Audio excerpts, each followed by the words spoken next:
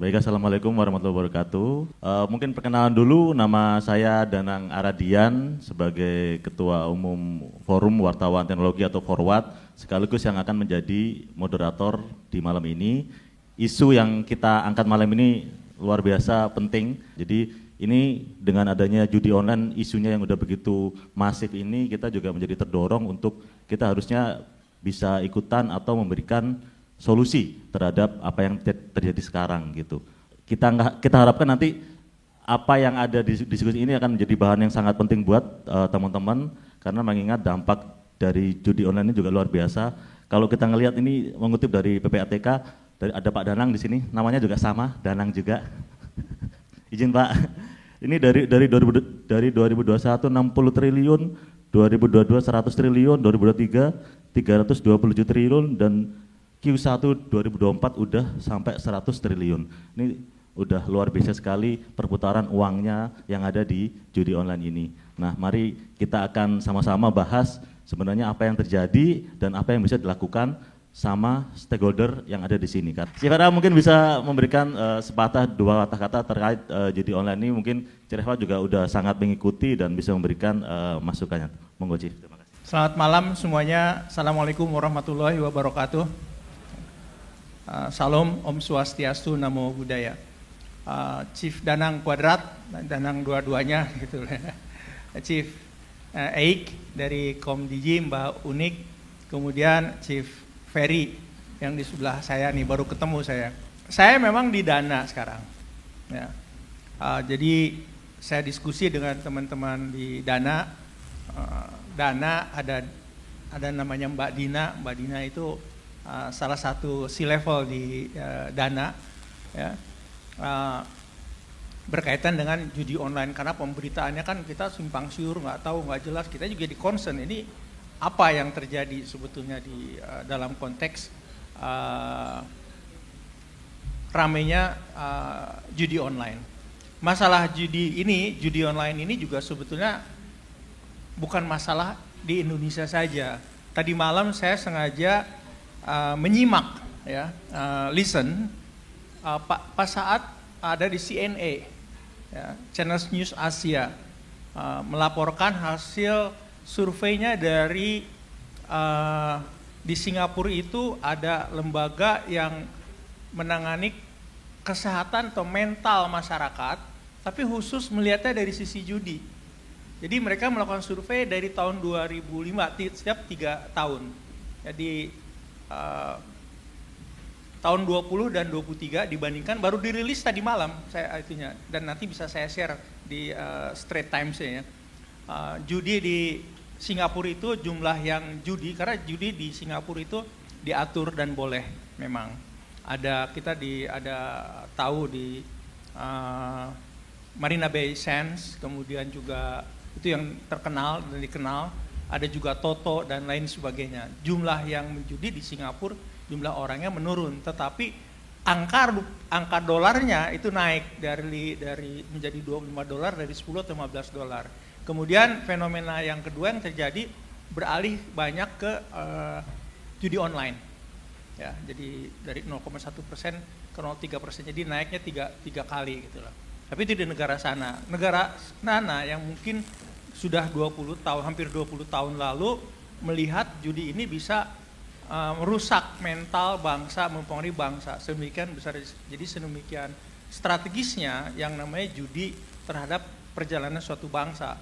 Nah, kita kaget-kagetan, tiba-tiba aja meledak judi online 2 tahun terakhir. Ini begini, ini begitu, beritanya juga kemana-mana dan sebagainya. Nah, kalau kita bicara judi online, tidak bisa tidak ada peran dari Kominfo dulu yang sekarang jadi Komdigi. Nah, melihat hal ini, Dana sebagai bagian ekosistem pembayaran, dan mau tidak mau juga semua yang berkaitan dengan ekosistem pembayaran di Indonesia, terutama dari perbankan maupun dari e-wallet, e-money dan lain sebagainya, juga dipakai oleh para pihak yang memang bersinggungan dengan proses judi online ini. Nah, dalam hal ini, mengapa Dana melakukan ini? Saya bicara dengan teman-teman atas inisiatif teman-teman dan manajemen di Dana. We got to do something. Kita harus berbuat sesuatu yang lebih daripada mematuhi regulasi, mematuhi aturan. Pasti kan Dana melaporkan ke PPATK ya, Chief Danang ya. Mudah-mudahan comply dengan semua regulasi. Cuman comply itu bagi kami, bagi Dana tidak cukup. Harus lebih dari comply. Karena apa? Ini isu nasional. Ya, Dana ini bukan klaim ya, tapi berdasarkan laporan-laporan itu merupakan penyelenggara e-wallet yang paling besar di Indonesia. Ya. Jadi karena paling besar, kita bilang ya kita juga berusaha berkontribusi yang lebih daripada sekedar laporan disesuai dengan aturan, ya. Baik ke PPATK terutama, kemudian juga ke Bank Indonesia sebagai regulator. Nah ini kenapa Dana melakukan hal ini. Istilahnya Dana bedalah gitu loh dengan yang lain dalam konteks judi online ini. Teman-teman semua, mungkin itu sebagai pembuka dari saya. Nanti saya serahkan kembali kepada Chief Danang yang akan membantu acara ini. Sekali lagi saya ucapkan terima kasih kepada semuanya atas kehadirannya. Ayo kita perangi sama-sama judi online ini dengan kapasitas dari masing-masing kita semua. Kepada yang saudara-saudara saya pasti ada yang nahdirin di sini, saya ucapkan wallahul muwaffiq ila aqwamit thoriq. Kepada yang Muhammadiyah fastabihul khairat. Kepada yang lainnya wabillahi taufiq wal hidayah. Wassalamualaikum warahmatullahi wabarakatuh. Om Santi Santi Santi Om. Kembali Chief Danang. Terima kasih banyak Chief RA nih. Udah ditarget harus ada output ya. Jadi teman-teman harus ada output, harus ada hasil, dan harus ada ini nih key takeaways yang harus kita dapetin di malam ini. Oke, ini menarik sekali. Jadi tadi Chief RA udah sebutin soal sub ekosistem. Nah sekarang kita juga pengen tahu sebenarnya dari tadi yang saya sebut ada ratusan triliun uang dari judi online yang beredar itu. Nah kita ingin tahu juga dari masing-masing stakeholder ini dari kemana saja aliran dana itu dan bagaimana cara mencegahnya. Untuk yang pertama akan saya panggilkan dari perwakilan Bank Indonesia. Nah, jadi ada Dana, ada juga sebagai platform, ada juga Bank Indonesia. Semuanya menjadi satu stakeholder dalam ekosistem judi online. Oke, saya panggilkan untuk Ibu Unik Junior dari Divisi Perizinan SP Retail DKSP untuk maju dan memberikan materinya. Monggo Ibu Unik. Ya. Makasih. Selamat malam. Assalamualaikum warahmatullahi wabarakatuh. Jadi perkenalkan, saya sudah diperkenalkan tadi sama Pak Danang, Unik dari Bank Indonesia, Departemen Kebijakan Sistem Pembayaran. Kebetulan saya dari Divisi Perizinan Sistem Pembayaran Retail.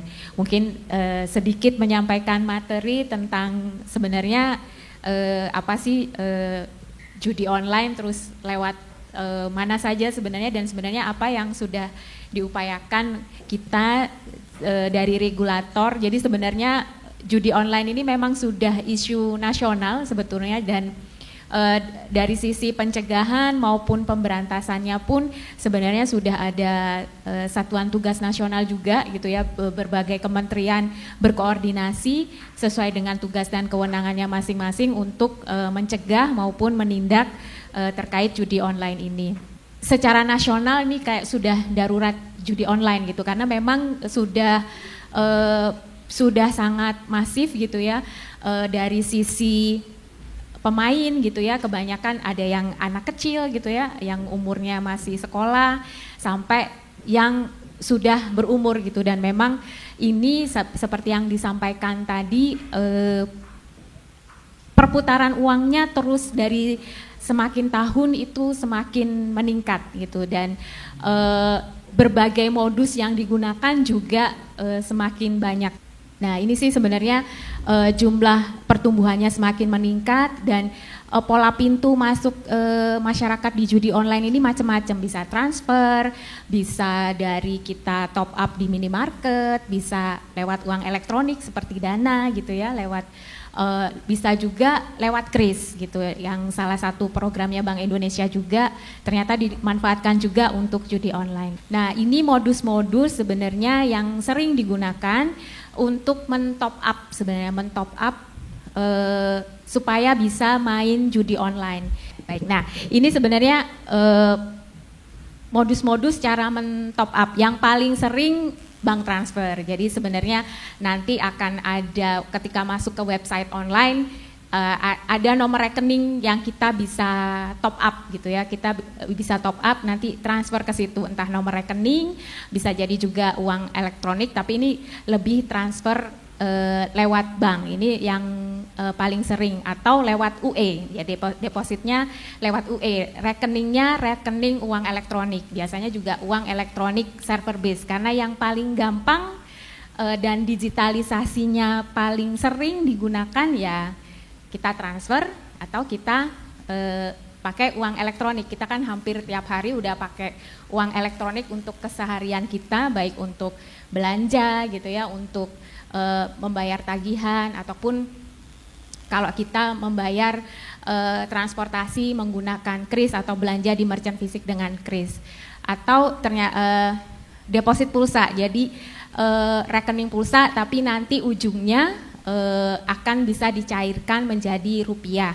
Dan yang terakhir ya yang keempat adalah terkait dengan voucher games. Jadi kita seolah-olah beli voucher games, nanti dimasukkan angkanya, tapi sebenarnya itu untuk men-top up judi ya, untuk permainan judi. Nah ini mungkin yang modus yang mungkin baru-baru ini, jadi karena mungkin dari sisi pergerakan aliran rupiah sudah mulai dibatasin gitu ya, akhirnya beralih ke kripto. Jadi depositnya menggunakan kripto, nanti di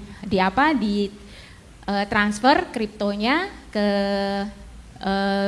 bandar judi online, terus nanti ternyata diuangkan setelah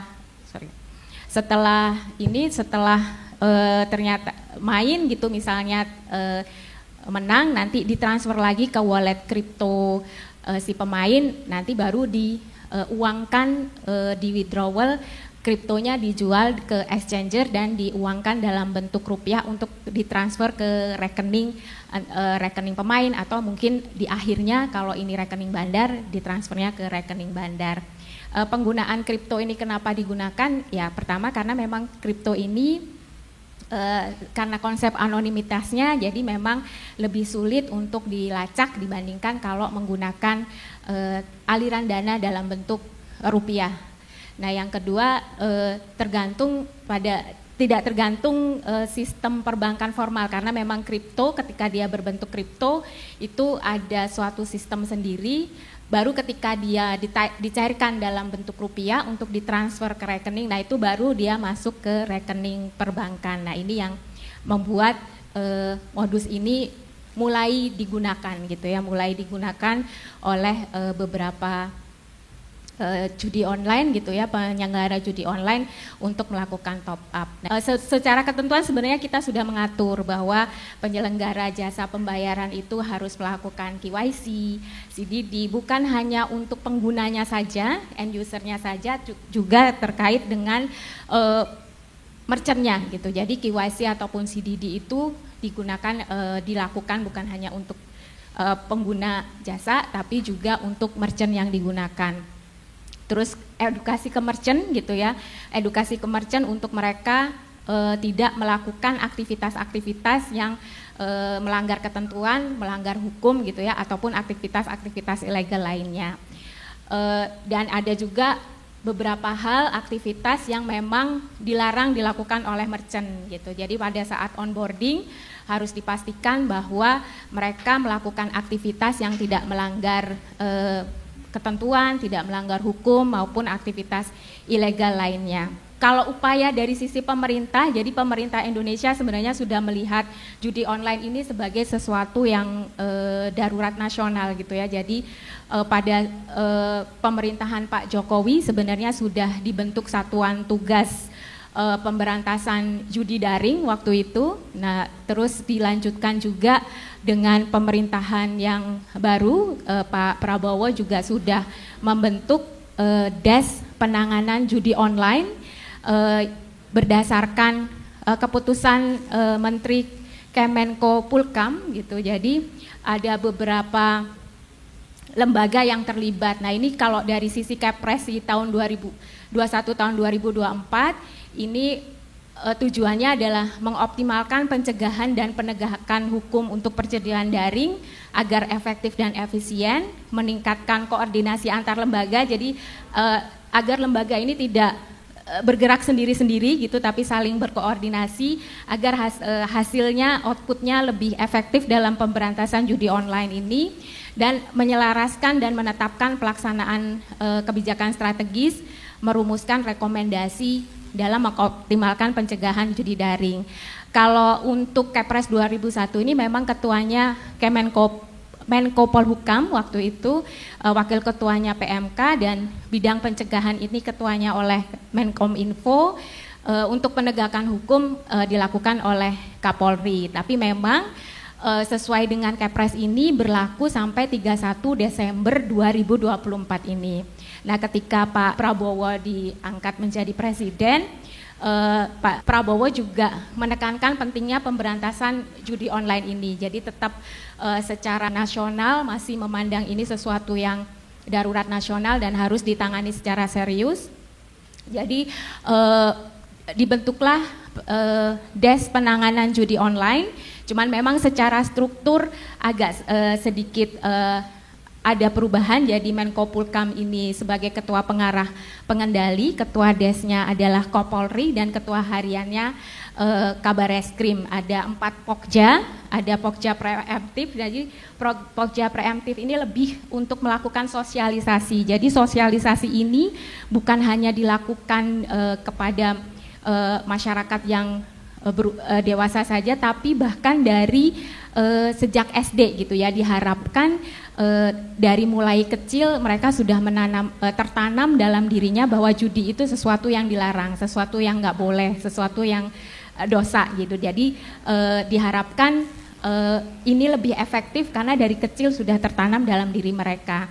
Kalau pokja preventif ini dari sisi sudah mulai lembaga-lembaga itu melakukan tindakan-tindakan preventif untuk mencegah berkembangnya judi online. Jadi seperti Bank Indonesia misalnya, kita melakukan pembinaan kepada PJP dan meminta PJP untuk melakukan peningkatan dalam KYC, KYM maupun peningkatan dalam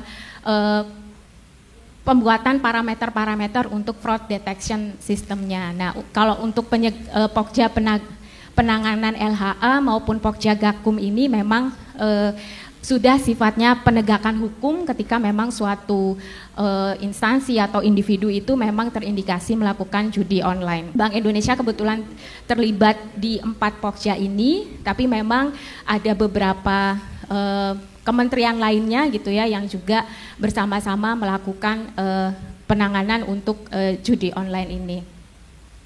Nah, ini sebenarnya upaya-upaya yang dilakukan oleh Bank Indonesia. Pertama, kita baru saja melakukan penguatan dari sisi APU PPT, penguatan terkait ketentuan APU PPT. Ini memang dalam proses penerbitan, launching gitu ya.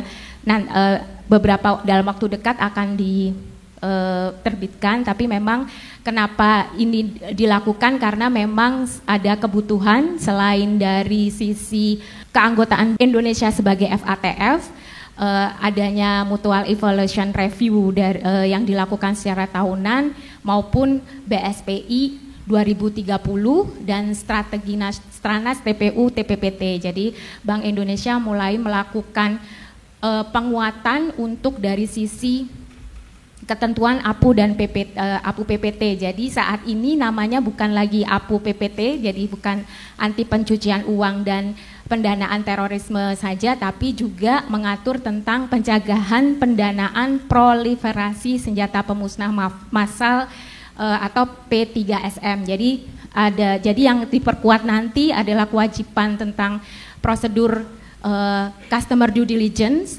verifikasi pengguna jasa, beneficiary owner, dan pemantauan transaksi serta DTTOT dan DPPSPM. Jadi bukan hanya DTTOT aja, tapi DPPSPM-nya juga dari sisi pihak-pihak yang terlibat pendanaan proliferasi senjata pemusnah massal.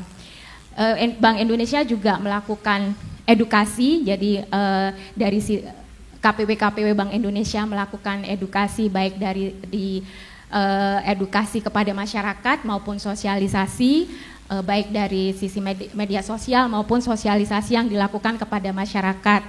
Juga mendorong PJP untuk melakukan edukasi kepada nasabahnya. Jadi sebenarnya kalau ini sudah dilakukan juga Dana melakukan edukasi ke penggunanya, begitu juga dengan penerbit-penerbit uang elektronik lainnya, dan menyampaikan panduan komunikasi edukasi judi online kepada KPW maupun kepada penyedia jasa pembayaran yang menjadi kewenangan Bank Indonesia dalam hal pengaturan dan pengawasannya.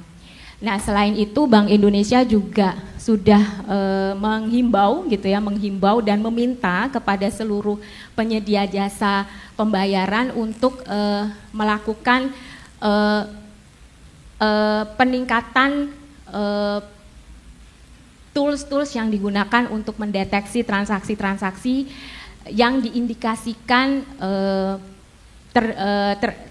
terindikasi sebagai transaksi yang terlibat di perjudian online gitu. Jadi misalnya dengan melakukan penguatan dari sisi fraud detection system yang digunakan oleh penyedia jasa pembayaran. Jadi misalnya bisa mendeteksi transaksi-transaksi yang kecil-kecil tapi sering, karena memang berbeda dengan transaksi lainnya. Jadi transaksi untuk deposit judi online ini kecil-kecil, jadi bisa 10.000, 50.000 gitu. Nah, ini seringkali pada awalnya ini tidak terdeteksi. Nah, ini kita minta dilakukan penguatan sering transaksinya dan biasanya di jam-jam tertentu, biasanya malam gitu, tengah-tengah malam gitu. Dan kadang ada yang cerita juga sebenarnya ada waktu-waktu tertentu, waktu gacor katanya gitu. Jadi waktu-waktu tertentu untuk melakukan deposit. Nah, biasanya itu transaksinya akan sangat tinggi. Nah, ini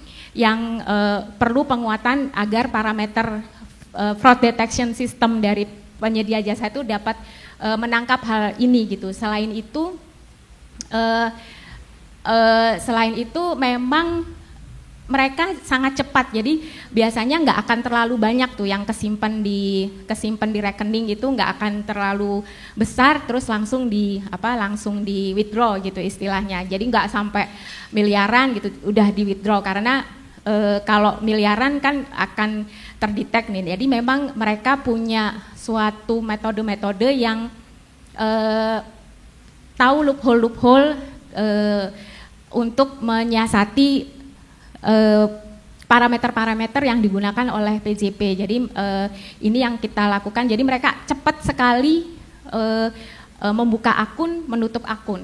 Itulah kenapa kalau di media-media mungkin kita simak juga ada yang jual beli akun gitu ya, atau ada dikasih hadiah minyak terus foto sama KTP-nya gitu. Nah, itu metode-metode yang digunakan untuk menjerat membuat akun-akun baru gitu. Jadi sangat sulit dilacak karena pergerakan penutupan akun, pembukaan akunnya itu juga cukup cepat gitu. Jadi frekuensi transaksi tinggi. Nah, itu mungkin itulah kenapa ini tuh agak sulit dideteksi gitu ya. Dan mereka modusnya juga sekarang mulai banyak bergeser gitu ya, mungkin karena transfer itu sudah dideteksi gitu ya, karena gampang kan kalau transfer langsung kelihatan rekening gitu. Ketika Bank Indonesia melakukan patroli siber gitu ya, kita juga mewajibkan, meminta semua PJP melakukan patroli siber. Nah, itu biasanya kan langsung ditutup atau diblokir. Jadi mereka menggunakan metode-metode lain untuk menyiasati hal tersebut. Yang kedua juga penguatan APU PPT, jadi terutama terkait dengan onboarding merchant, terus tentu saja pemblokiran atau menghentikan kerjasama merchant gitu ya, kalau ada PJP mengidentifikasi merchantnya ini teridentifikasi memfasilitasi judi online. Terus tentu saja kalau ada LTKM gitu ya, keuangan yang mencurigakan, itu disampaikan ke PPATK, edukasi kampanye anti judi online. dan adanya himbauan. Jadi kalau ternyata misalnya dari sisi PJP merasa misalnya uang elektroniknya kok banyak digunakan ya untuk judi online, terutama yang UE unregistered, karena kan memang kalau unregistered kan kita tidak meminta data pribadi, jadi kalau memang merasa ternyata banyak digunakan untuk transaksi ilegal, maka disarankan untuk sementara menghentikan pendaftaran untuk UE yang unregistered gitu, dan meminta semua UE unregistered menjadi registered, serta tentu saja membatasi transaksi yang tidak dapat diidentifikasi pihak yang terlibat dalam transaksinya, dan melakukan penatausahaan merchant yang melakukan tindakan melanggar ketentuan. Jadi kenapa ini perlu ditata usahakan agar kalau mereka mencoba masuk kembali mungkin dengan nama yang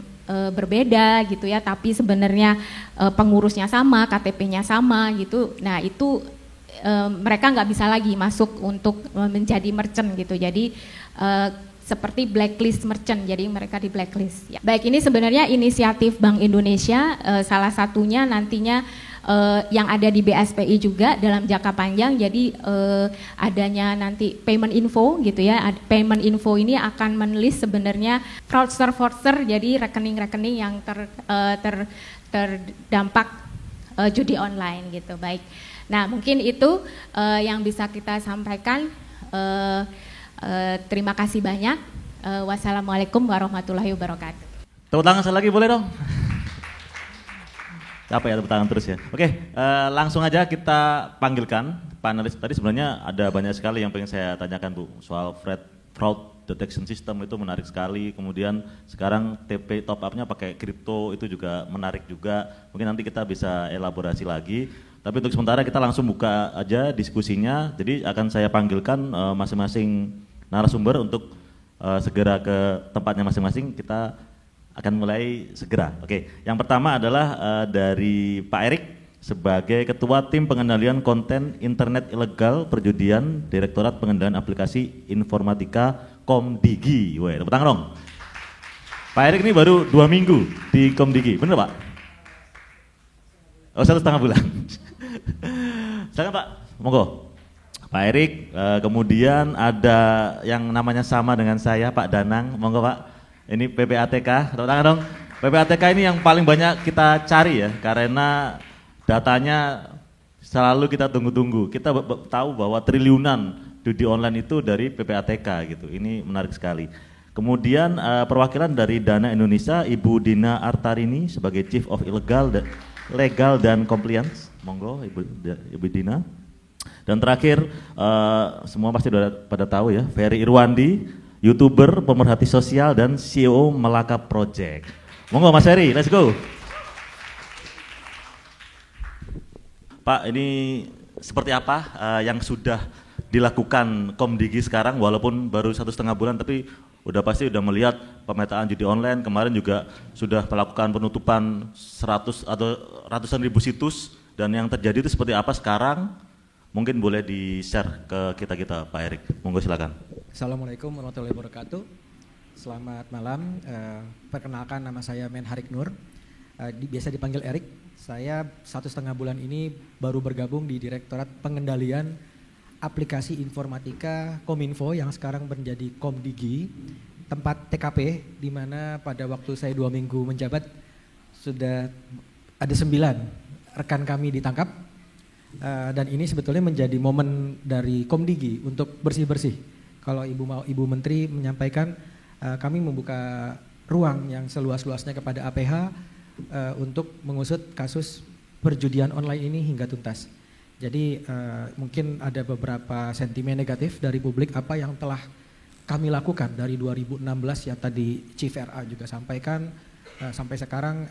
Mungkin ada beberapa trust issue sama pemerintah terkait dengan kasus judi online, apalagi jabatan saya saat ini sebetulnya jabatan yang paling tidak diinginkan di Komdigi mungkin, karena namanya ada perjudiannya, pengendali konten internet ilegal perjudian. Kalau netizen kita suka singkat-singkat, oh ini pengendali judi, berarti Bapak ini yang mengendalikan judi online.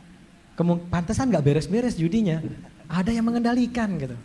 Nah di sisi lain saya pun baru 2 minggu teman-teman ditangkap, itu juga merupakan trust issue ke dalam. Kemarin-kemarin baik-baik aja, sejak Bapak ini menjabat, kok ditangkapin kawan-kawan, jangan-jangan cepunya Bapak ini gitu. Nah ini menjadi momen kami lah, bersih-bersih. Saya percaya kalau kita tidak ada kepentingan dengan bandar-bandar judi online, kita benar-benar menegakkan sesuai dengan permintaan Presiden Prabowo dalam 100 hari ini judi online menjadi salah satu capaian beliau, maka Komdigi saat ini menjadi garda terdepan untuk bersih-bersih. Dan apa yang telah kami lakukan dalam 100 hari ini, kami langsung membantu rekan-rekan APH, termasuk juga kenapa saya di sini, mungkin ada yang bertanya-tanya. Padahal di sini pejabat semua, sementara saya di sini hanya level ketua tim gitu ya. Karena baru Senin kemarin Dirjen Aptika Pak Hoki Situngkir itu mendapat penugasan lain. Saat ini PLT Dirjen Aptika itu adalah Brigadir Polisi, Brigjen Polisi Alexander Sabar. Jadi ini juga mungkin momen baru bagi Komdigi untuk bersih-bersih sehingga pejabat dirjennya itu berada dari polisi, yang mana sudah lama ada di BNN sebelumnya. Dan beliau minta saya spesial untuk hadir ke sini, walaupun saya bilang Pak mungkin Bapak lebih pantas ada di sini, tapi nggak apa-apa Mas Erik saja, karena Mas Erik yang berada di TKP mungkin bisa sharing knowledge apa yang Komdigi telah lakukan, dan kami juga menerima masukan sebetulnya apa yang sebenarnya kita akan sinergikan bersama, karena PR dari sini tentunya sangat banyak. Bu Menteri sangat berharap ada perubahan SOTK, perubahan SOP, perubahan SLA, termasuk juga jangan sampai ada oknum-oknum yang membackingi judi online di Kementerian Komdigi. Oleh karenanya kita perlu membangun transparansi sistem yang bisa dimonitor, jangan sampai dari 1000 situs hanya 900 yang masuk sistem, yang 100 mungkin tidak masuk, dan ini yang menjadi PR bersama tidak hanya di Komdigi tapi juga dari Satgas Judi Online, karena kalau kita hanya memblokir situs, mungkin juga Mas Ferry mungkin nanti bisa lebih banyak bicara lagi, kayaknya cukup banyak kritik pedas ke Kementerian Komdigi, apa yang kami lakukan seakan-akan capaian, padahal bertambah terus. Situs sampai saat ini terakhir kami memblokir ada 5,2 juta situs terkait dengan perjudian. Bu Mutia Hafid menyampaikan ini di blok 1 munculnya 100. Jadi ini memang PR kami yang tidak akan ada habisnya, dan ini perlu keterlibatan seluruh stakeholder, karena kami merasa kalau memang mau membereskan judi online ini, sebetulnya yang diperlukan adalah stop masyarakat untuk depo. Jadi kalau seandainya kami memblokir situs, betul itu tugas kami, tapi selama masih ada supply and demand, maka ini nggak akan selesai. Ini perlu kerja bersama antara stakeholder Komdigi dengan yang lainnya. Ya mungkin dari kami itu sih yang dapat kami sampaikan status update terkait dengan Direktorat Jenderal Aplikasi Informatika Komdigi, yang PLT-nya adalah Bapak Alexander Sabar, beliau PLT Direktur Jenderal Pengawasan Ruang Digital. Sepertinya nantinya Aptika sudah tidak ada lagi di nomenklatur selanjutnya, adanya pengawasan ruang digital dan beberapa direktorat jenderal lainnya terkait dengan infrastruktur maupun dengan pemerintah. Jadi memang akan terbagi beberapa direktorat jenderal dari Aptika saat ini yang mungkin dikenal sama publik. Mungkin sekian dari saya, mungkin nanti kita akan diskusi. Assalamualaikum warahmatullahi wabarakatuh. Parik, pertanyaan saya berarti ini PR-nya Komdigi adalah dengan kementerian baru harus bersih-bersih internal dan juga eksternal gitu Pak ya. Dan itu sudah dilakukan sekarang, mungkin ada ekspektasi masyarakat kedepannya nanti akan berharap seperti apa dari Komdigi sendiri gitu. Kami sebetulnya memang saat ini Bu Menteri menaruh harapan tinggi ke kami, termasuk juga dalam penanganan konten internet ilegal, tidak hanya perjudian sebetulnya, tapi karena fokus utamanya di perjudian, kami memang memblokir situs dan kerjasama erat dengan para pemilik platform, karena judi online ini sebetulnya tidak hanya berada di situs-situs perjudian, tapi juga banyak sekali influencer, nanti mungkin teman-teman yang lain bisa menambahkan, yang mempromosikan judi online. Dan ini yang menjadi pattern baru mungkin di era Chief RA dulu, sebelum pada waktu 2016-17 itu belum marak karena pada waktu itu mekanisme deponya berbeda gitu ya. Kalau sekarang ini kami kemarin baru menemukan depo paling kecil itu ternyata sampai di bawah Rp500. Makanya ini yang menjadi kekhawatiran pemerintah adalah uang yang seharusnya bisa digunakan untuk makan, untuk kehidupan sehari-hari ternyata habis di judi online. Padahal judi online ini bukan perjudian kalau saya bilang, penipuan sebetulnya, scam. Kalau judi itu kan sudah ada kemungkinan menangnya, mungkin sudah di-set lah 30%, 20%. Ini kemungkinan menang nggak ada, 0,00 sekian udah pasti rungkat lah. Hanya saja masyarakat menengah ke bawah literasinya kurang, berharap cepat kaya, karena memang ini ada semacam candu di mana mereka ternyata diberikan stimulus dengan uang deposit kecil, mereka menang terus. Tapi ketika deponya besar, mereka nggak bisa narik juga sebetulnya. Dimainkan lagi, ya rungkat.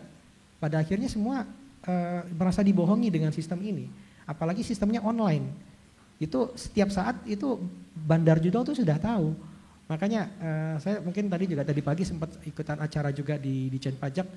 Mungkin gongnya cuma bilang, udah bagus-bagus rezekimu diatur sama Tuhan. Lah kok sampean minta diatur sama bandar? Mungkin itu aja sih yang dari saya tambahannya. Satu lagi deh Pak Erik, ini trennya judi online ini kayaknya sebenarnya bukan hal baru, tapi kenapa kok tiba-tiba dalam 3 tahun terakhir ini tiba-tiba langsung cepat dan langsung transaksi tadi yang sudah saya sebutkan dari PPATK naiknya tuh signifikan dari 60T, 100 sekarang sampai 300 dalam waktu yang sangat-sangat singkat. Kenapa gitu? Mungkin Pak ini sebenarnya diperburuk dengan era pandemi ya. Pada waktu itu kita semua kan sama-sama mengalami masa-masa bekerja di rumah ya. Oleh karena itu banyak sekali orang berharap dapat income tambahan. Mungkin sebenarnya tidak hanya dari judol, tapi juga mungkin pernah ada juga model-model investasi berupa mesin trading misalnya, cryptocurrency yang tadi Ibu sampaikan itu juga sempat marak di era pandemi.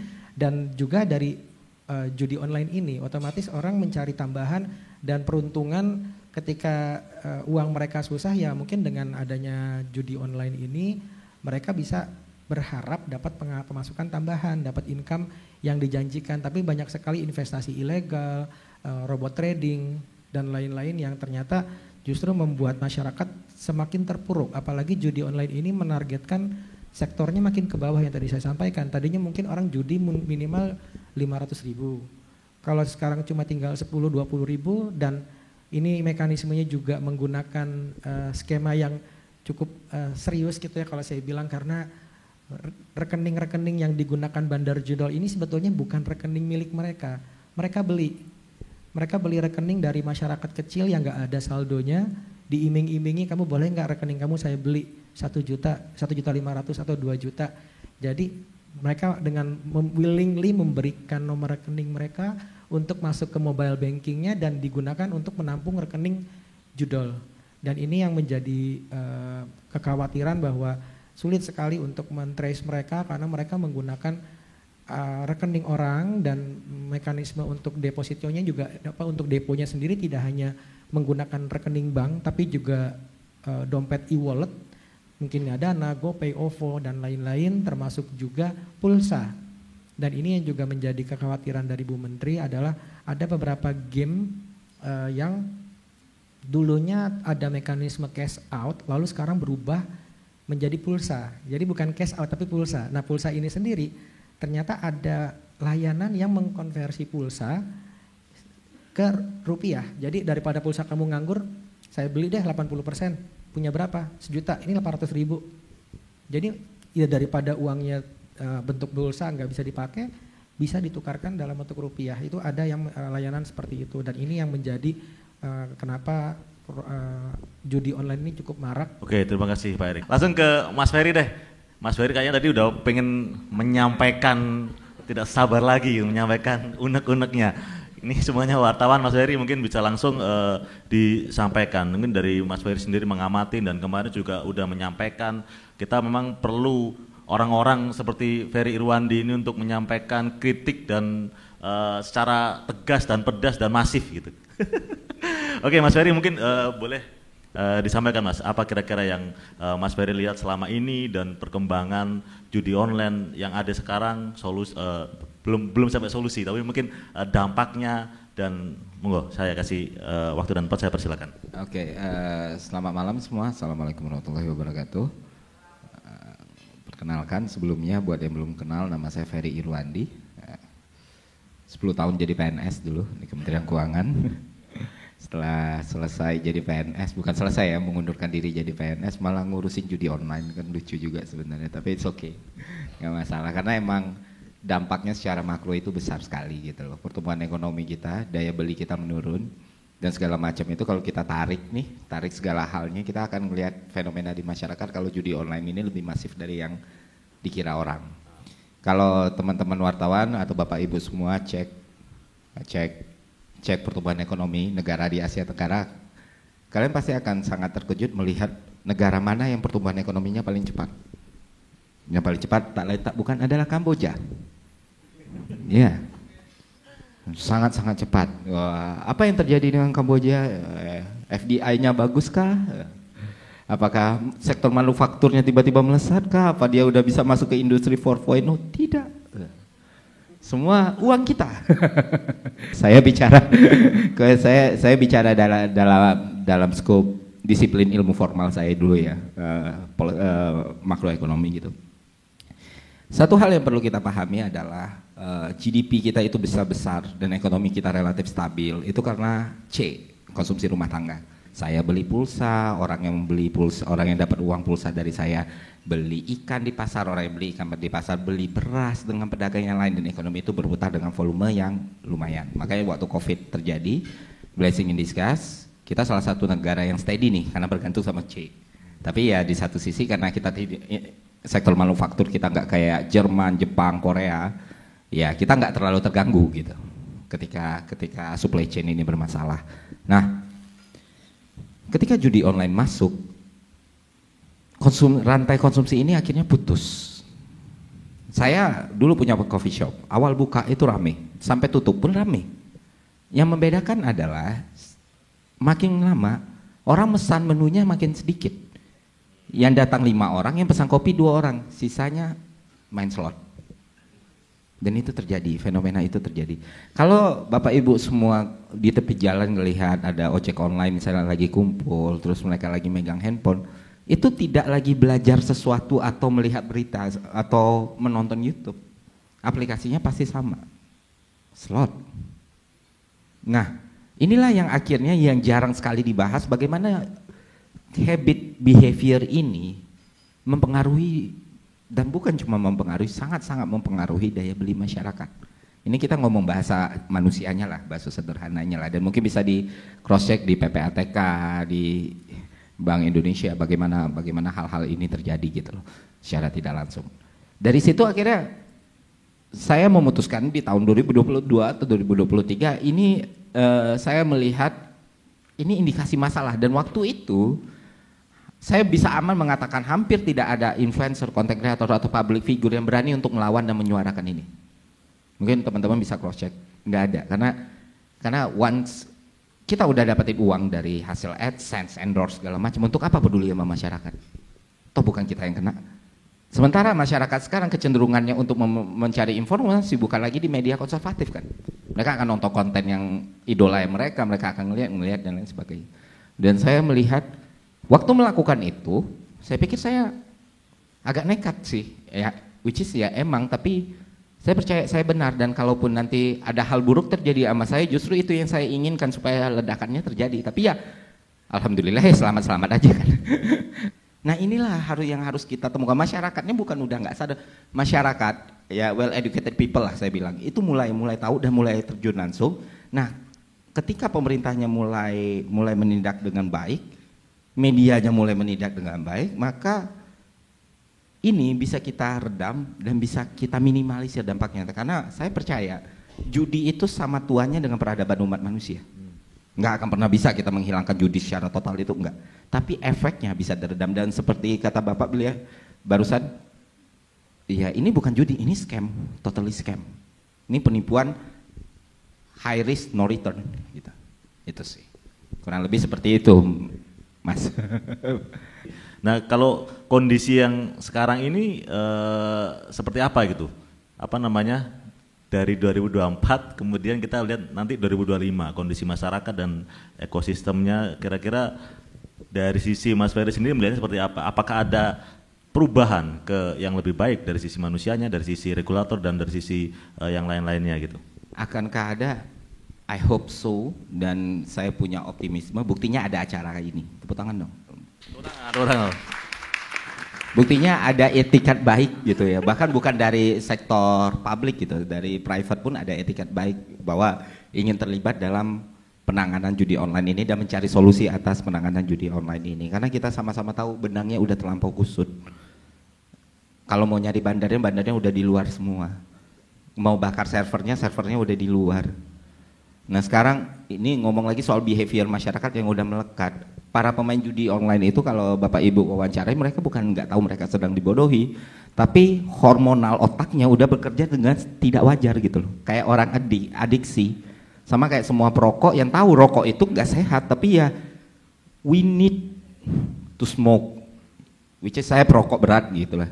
Saya sangat paham rokok itu hal yang buruk gitu loh, tapi tentang berhenti rokok itu bukan lagi azas manfaat atau kerugian, tapi sudah menjadi adiksi, endorfin, dopamin, dan itu muncul chemical.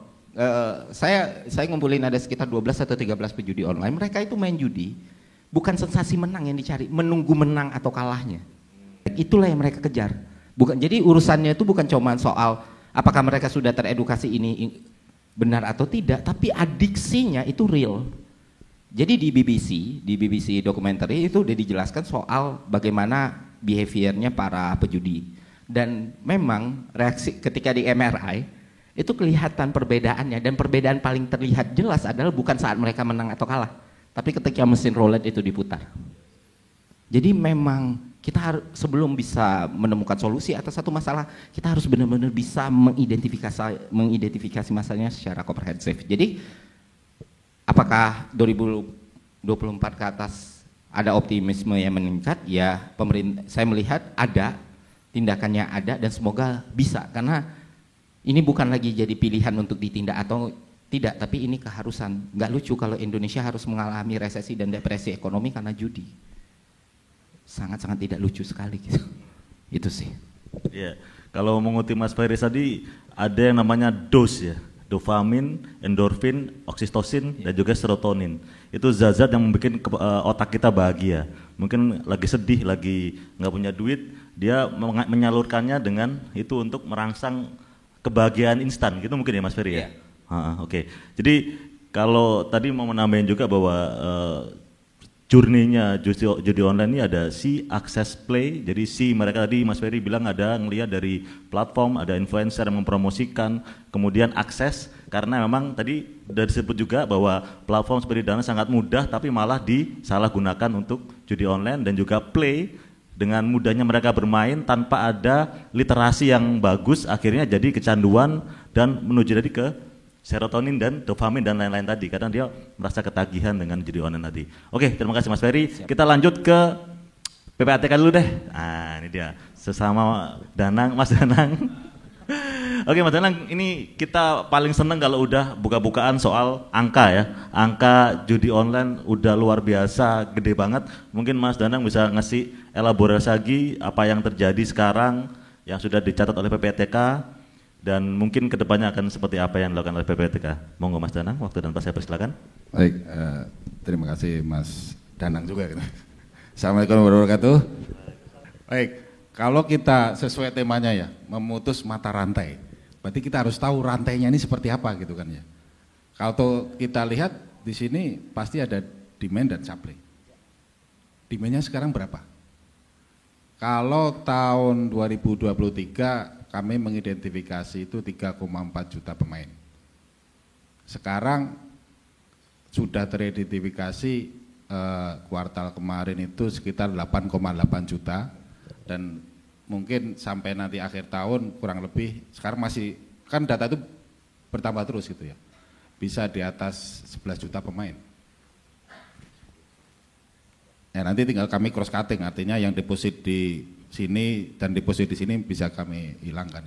Tapi kurang lebih di atas 10 juta lah pemain judi online. Dari segi jumlah pemainnya. Lalu depositnya berapa? Ini kan deposit ini perputaran tuh kan ya namanya judi kan perputaran tuh debit kredit terus sampai nanti ke bandar gitu ya. Sekarang yang real uang hilang tuh berapa? Pertanyaan mendasarkan itu. Tahun 2023 kami identifikasi deposit masyarakat 34 triliun. Katakanlah untuk operasional, untuk membayar kemenangan 10%. Berapa? 30 triliun lebih. Bayangkan uang segitu, dividen dari Freeport berapa? Kalau nggak salah cuma 7 triliun. Nah ini dari ini aja keuntungannya udah luar biasa sekali, siapa yang nggak berminat gitu. Makanya supply juga akan datang terus gitu kan. Apapun diblokir, supply akan datang. Karena memang demand-nya besar. Nah, di tahun ini sampai kuartal 3 nilai depositnya 43 triliun. Bisa dibayangkan uang segitu, katakanlah untuk operasional, untuk ya jual beli rekening, untuk admin, untuk memberi pancingan kemenangan 10% aja. Saya yakin di bawah itu sih. Bisa dibayangkan betapa besarnya. Itu dari segi demand-nya. Kalau supply-nya tentu saja Komdiki bisa menjelaskan berapa situs yang nggak akan berhenti gitu ya. Nah, lalu setelah kita tahu mata rantai awal dan akhirnya di sini adalah masuk ke transaksinya. Kalau online pasti melalui instrumen keuangan. Namanya juga online gitu kan. Jarak jauh, nggak mungkin bawa cash kemana-mana. Pasti melalui sistem keuangan. Clear. Sistem keuangan apapun akan dilakukan. Dan itu terjadi perbedaan polanya juga mereka menyesuaikan dengan perkembangan industri. Menyesuaikan dengan antisipasi yang dilakukan oleh pemerintah. Tahun 2023 deposit itu paling banyak itu melalui perbankan, transfer. Lalu mulai bergeser e-wallet juga mulai meningkat. Tapi begitu di situ mulai gencar dilakukan penghentian, pemblokiran oleh OJK, oleh Bank Indonesia, mereka berpindah sekarang ini trennya. E-wallet pasti saya yakin udah mulai agak turun nih, jauh-jauh turun daripada tahun lalu. Karena memang dulu itu deposit dan penampungan bisa melalui e-wallet, bisa melalui rekening. Sekarang bergeser melalui merchant agregator, QRIS. Jadi kami menemukan ya ribuan puluhan ribu QRIS itu untuk deposit ini judi online. Jadi itu entry masuk ke sistem keuangannya ini juga bermacam-macam, mengikuti perkembangan industri, mengikuti antisipasi pemerintah dan sebagainya.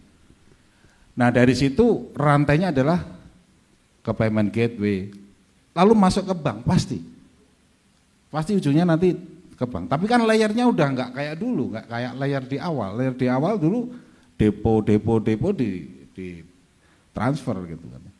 Sekarang layer ketiga keempat baru masuk sistem yang benar-benar masuk rekening. Dan masuk rekening pun masih rekening jual beli. Dan itu terus layer ke atas sampai nanti pengiriman ke luar negerinya juga berubah gitu. Kalau tahun-tahun yang lalu itu masih menggunakan perusahaan cangkang yang bisa kami identifikasi, yang bisa kami trace ini ke luar negeri kemana saja lebih mudah. Sekarang begitu teridentifikasi mereka berubah lagi gitu kan. Mereka menggunakan exchanger kripto, menggunakan falas. Jadi kalau falas ya putus gitu kan ya. Nah mereka memang tujuannya untuk memutus transaksi supaya tidak ketahuan siapa beneficial owner sebenarnya. Karena di layer 3-4 itu masih rekening jual beli gitu. Itu saya kira untuk antisipasi yang sekarang. Karena memang selalu berubah gitu ya. BI melakukan apa, OJK melakukan apa, dia akan merubah patternnya, melihat celah-celah. Tapi namanya online pasti sampai kapanpun akan mencari celah-celah di sistem keuangan. Itu yang perlu kita cermati dan saya yakin pemerintah serius, bisa dilihat dari pencegahannya, dari pemberantasannya gitu ya. Dan juga saya yakin nilainya juga sudah mulai menurun dengan apa yang dilakukan oleh pemerintah. Tapi nanti kami lihat lagi perkembangan sampai akhir tahun seperti apa. Saya kira secara umum seperti itu, Mas. Ya, Pak Danang, ini untuk teman-teman bisa tahu angkanya di tahun 2024 ini akan seberapa nilainya prediksi judi online ini, kemudian di 2025 akan seperti apa juga nih prediksi angka-angka. Kita butuh angka soalnya. Ya, kalau perputaran sampai kuartal 3 kemarin sudah 283 ya, triliun. Artinya memang dibandingkan tahun, kalau tidak ada aksi dari pemerintah itu akan terus eksponensial naik gitu ya. Tapi dengan apa yang dilakukan pemerintah ini bisa mencegah kenaikan ini, bahkan mungkin di akhir tahun ini diharapkan menurun. Dan itu harus konsisten. Konsisten artinya situs itu banyak, bandar itu juga bukan cuma satu ketangkap terus habis itu nggak ada. Karena memang profitable gitu ya. Profitable dan namanya apa istilahnya gula yang gurih, pasti banyak semut di situ. Bandarnya itu juga banyak gitu ya. Dan satu lagi mungkin bisa ditampilkan, udah Pak? Enggak, selanjutnya. Nah ini saya ambil dari mutasi rekening. Bisa dibayangkan orang deposit dengan menuliskan ini, kasihan dong besok gimana, kalah terus, miso-miso, tapi tetap deposit gitu kan. Jadiin 1 juta lah, apa itu udah coba situs apa gitu, itu kan miso-miso ini. Buat anak yatim piatu gitu katanya. Ini saya ambil dari mutasi rekening penampungan, deposit. Mereka deposit secara sukarela, mereka menulis notifikasi ini secara sukarela, tapi dari sini terbaca bahwa mereka hopeless, mereka marah, tapi tetap deposit. Coba selanjutnya. Coba next. Nah, ini sama aja gitu kan. Betapa banyak orang seperti ini gitu kan.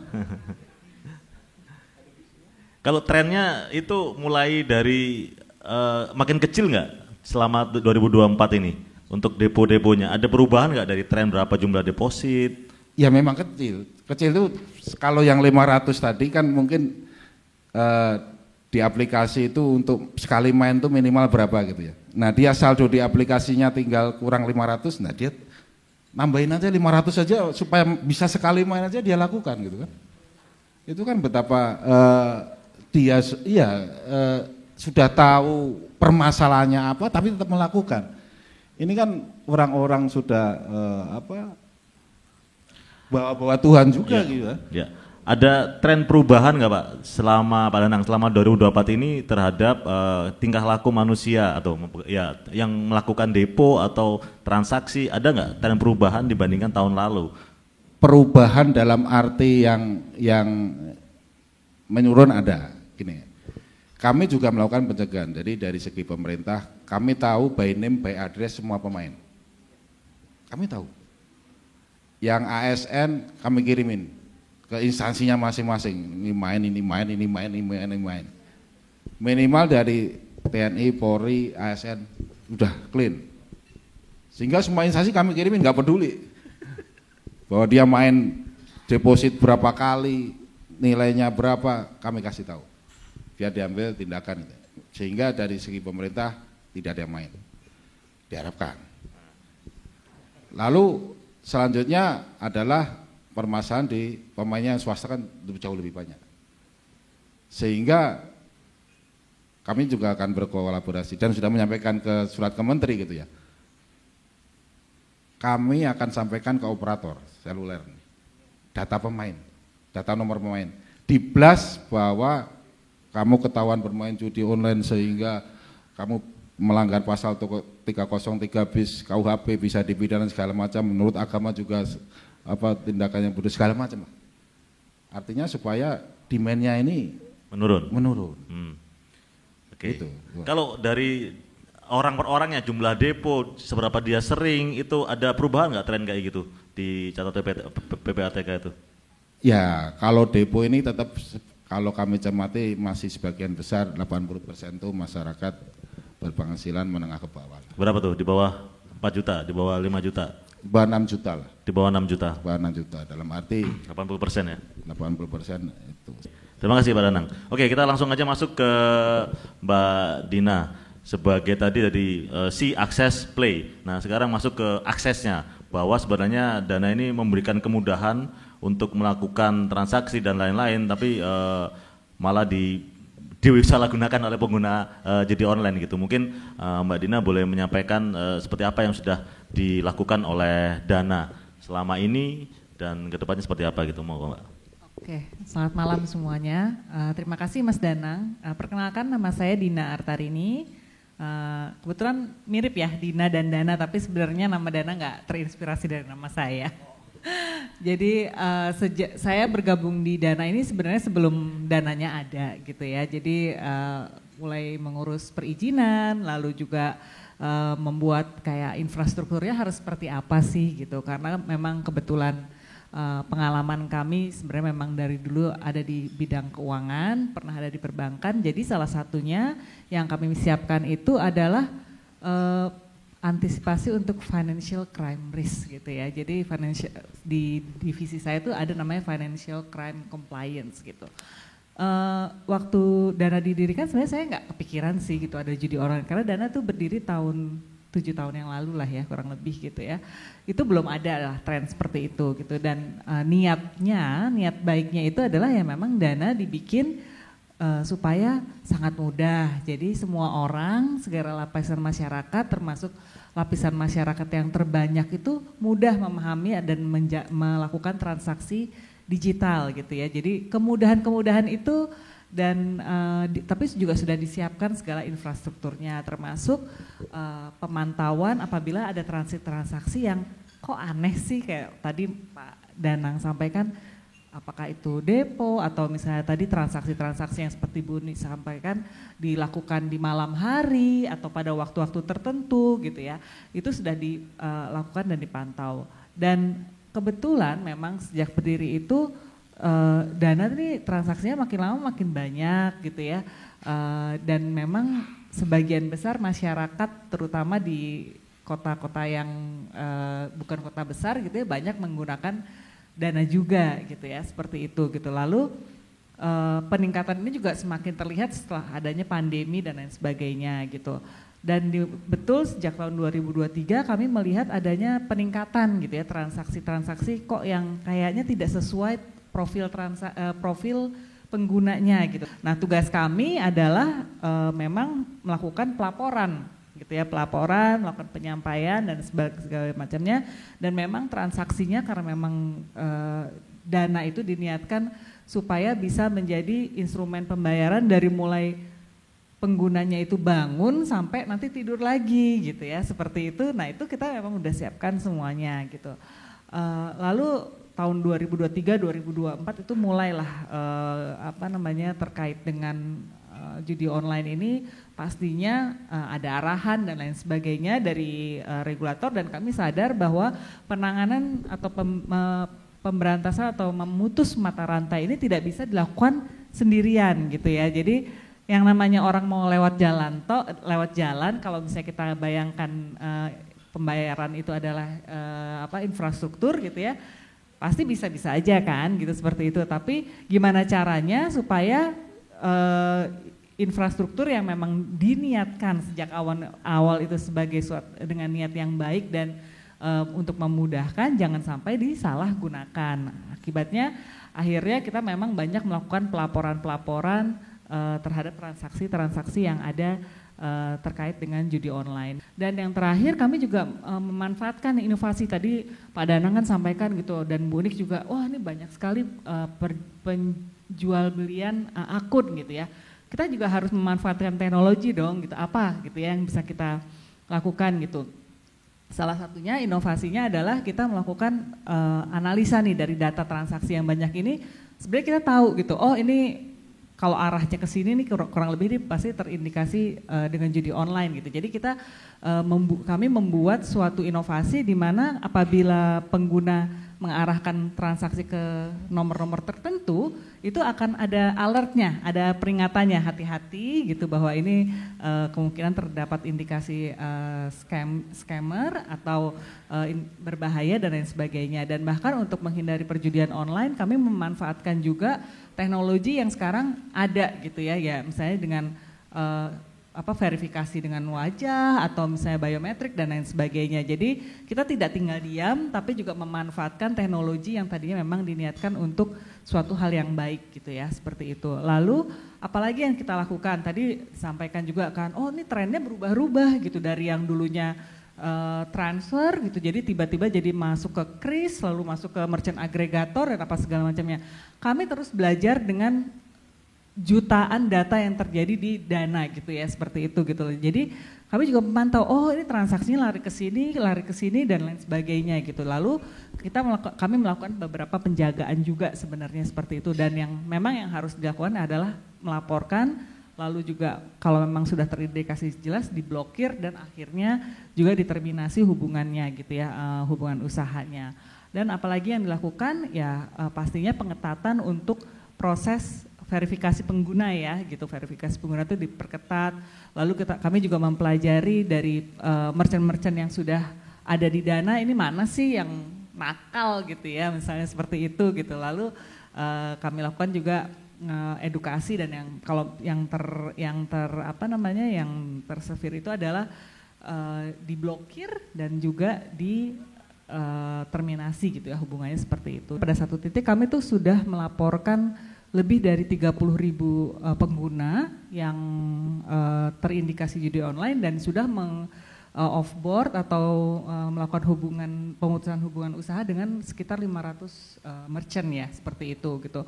Lalu terdapat juga beberapa peningkatan dari penurunan ya gitu ya untuk jumlah laporan kami juga, namun kami sadar gitu, misalnya biasanya kalau ada penurunan ini kita harus curiga gitu ya, berarti mungkin dia lari ke tempat lain gitu, dan di situ Dana terus-menerus untuk meningkatkan tadi yang Bank Indonesia sampaikan, fraud detection sistemnya kita juga gitu ya, supaya kita tahu nih abis ini mereka lari kemana dan penanggulangannya seperti apa gitu, dan inovasi-inovasi yang dilakukan terus-terusan nih Mas dilakukan gitu ya. Jadi dari data-data yang ada, apakah itu yang memang data yang memang sudah ada dari pemerintah gitu, maupun tadi misalnya dari PPATK gitu ya, kita lakukan searching khusus gitu ya. Oh nih deposit itu larinya biasanya kayak begini trennya gitu, seperti itu. Kurang lebih seperti itu Mas.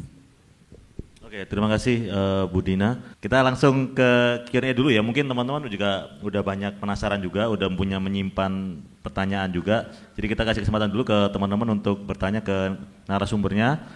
Sebutkan nama dan juga medianya dari mana dan pertanyaannya ke siapa. Ayo, siapa dulu yang mau nanya? Selamat malam, saya Jun dari Mashable Indonesia.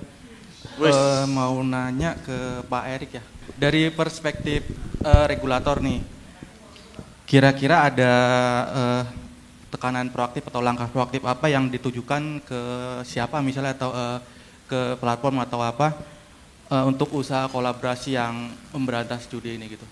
Terus untuk Mbak Dina, beberapa waktu lalu kan itu disebutin sama pemerintah bahwa beberapa dompet digital itu terlibat transaksi judi online ya. Nah itu dari Dana sendiri ada nggak sih maksudnya engine yang atau wewenang untuk langsung memblokir gitu tanpa persetujuan dari pihak lain? Oke, terima kasih. Langsung pertanyaannya ke Mas Erik dulu. Ada tekanan nggak yang ditujukan oleh Komdigi ke pihak-pihak lain yang terlibat dalam ekosistem judi online, misalnya seperti platform atau PSC yang lain gitu, mungkin Pak Erik bisa menjawab. Oke, baik, terima kasih, pertanyaannya sangat menarik. Kami dari Komdigi memang justru bekerja sama dengan pihak platform dengan sangat erat, karena kami sadar Komdigi tidak bisa men-take down konten yang ada di platform PSE UGC yang mana itu berada di kewenangan dari masing-masing pemilik platform. Oleh karenanya ketika ada konten ilegal, tidak hanya perjudian, bisa pornografi, terorisme, fintech ilegal maupun yang lainnya, kami minta mereka untuk melakukan take down konten, dan saat ini kita sedang mengembangkan sistem untuk monitoring bersama antara Komdigi dengan platform bernama sistem aduan Saman ya, hasil pandemi panjangannya, tapi sistem monitoring untuk aduan masyarakat itu melalui sistem Saman, yang mana dari Komdigi itu meminta platform untuk melakukan moderasi konten, dan jika mereka tidak melakukan apapun dalam waktu 1 kali 24 jam, mereka dapat dikenakan denda. Dan denda itu akan semakin kumulatif jika mereka mengabaikan, dan sampai seandainya benar-benar dicuekin, kami akan melakukan pemblokiran terhadap PSE tersebut. Nah, ini sebagai bentuk tindakan dari Komdigi untuk men-take down konten-konten ilegal, karena memang di era saat ini Ibu Menteri sendiri selama 20 Oktober sampai saat ini kami telah memblokir setidaknya 415.201 konten judi online, yaitu 382.649 konten situs web dan alamat IP, 17.823 konten di Meta, 8.881 layanan file sharing, 3.567 konten Google ataupun YouTube, 2.002 konten di X atau Twitter dulu, 191 konten Telegram, dan 75 konten di TikTok. Jadi memang kami menanggapi serius aduan masyarakat yang sebetulnya jika ada masyarakat umum ada mengadukan konten, ada di aduankonten.id, termasuk juga dari instansi baik itu dari kementerian, lembaga, PPATK, OJK, BI, dan semuanya ada aduan instansi. Kami juga bekerja erat dengan Polri terkait dengan penegakan hukum yang terjadi dalam ranah digital. Mungkin itu yang dapat saya tambahkan. Oke, terima kasih Pak Erik. Mungkin langsung ke Mbak Dina. Tadi pertanyaannya, apakah platform digital seperti Dana bisa melakukan pemblokiran secara langsung apabila sudah terdapat indikasi bahwa itu terlibat judi online gitu ya Pak ya? Tanpa persetujuan pihak lain. Tanpa persetujuan pihak lain gitu ya, seperti itu. Ya, jadi kalau terkait dengan penggunanya gitu ya, seperti itu biasanya kami akan lakukan himbauan gitu ya. Jadi kayak tadi ada peringatan gitu ya, bahwa oh ini yang kamu tuju ini terindikasi gitu ya. Karena kan kami sebagai penyelenggara sebenarnya bukan aparat hukum gitu yang bisa menentukan oh kamu salah, kamu benar gitu ya, seperti itu. Tugas utama kami hanyalah sebenarnya untuk melaporkan gitu. Melaporkan terlebih dahulu, tentunya kalau misalnya memang ada arahan dari regulator gitu dan lain sebagainya, pasti kami juga akan melihat nih, kok kayaknya profilnya aneh ya gitu. Misalnya toko kelontong tapi omsetnya kok besar sekali gitu. Pastinya akan dilakukan proses permintaan informasi terlebih dahulu gitu. Jadi kalau misalnya merchantnya juga tidak bisa bekerja sama, maka kami akan memutuskan hubungan usaha sih gitu, daripada akhirnya platform yang memang diniatkan untuk tujuan yang baik akhirnya tercemari lah gitu, seperti itu. Tapi memang prosesnya akan ada beberapa layer gitu. Yang paling utama adalah lapor dulu gitu loh, seperti itu. Dan bagi pengguna kami juga kita ajak juga nih Mas gitu ya, untuk lebih teredukasi juga gitu ya. Jadi kita juga sediakan link khusus di aplikasi kami juga untuk melaporkan nih, misalnya memang mengetahui ada transaksi yang mencurigakan gitu, apakah itu judi online atau scammer atau apapun yang lainnya gitu. Jadi upaya-upayanya ke arah hal tersebut, dan yang paling penting adalah edukasi ya gitu, supaya mungkin tadi yang sudah teradiksi gitu ya, kalau tadi istilahnya gitu ya, udah teradiksi itu jumlahnya tidak semakin besar gitu kan gitu, karena yang masih belum teradiksi ini kan mungkin bisa jadi teradiksi kalau memang tidak diedukasi. Makanya dari Dana sendiri sangat bekerja sama dengan pemerintah juga, dari Komdigi, Bank Indonesia, PPATK juga untuk mempelajari pattern-patternnya, dan apabila memang terindikasi kami akan melakukan jenis kayak di alert gitulah ya, di notifikasi bahwa ini adalah transaksi yang berbahaya dan lain sebagainya, dan juga memberikan peran serta pada para pengguna kami untuk terus melaporkan juga apabila terjadi kecurigaan, kurang lebih seperti itu. Oke, terima kasih. Next question. Loh, banyak. Yang mana dulu? Oke, banyak yang di depan. Malam, saya Dinda dari VOI. Pertanyaannya mungkin yang pertama untuk Pak Erik. Pak, minta dijelaskan lagi Pak terkait transparansi pemblokiran situs judi online itu nanti skemanya seperti apa? Apakah nanti bakal dibuka apa aja situs-situs yang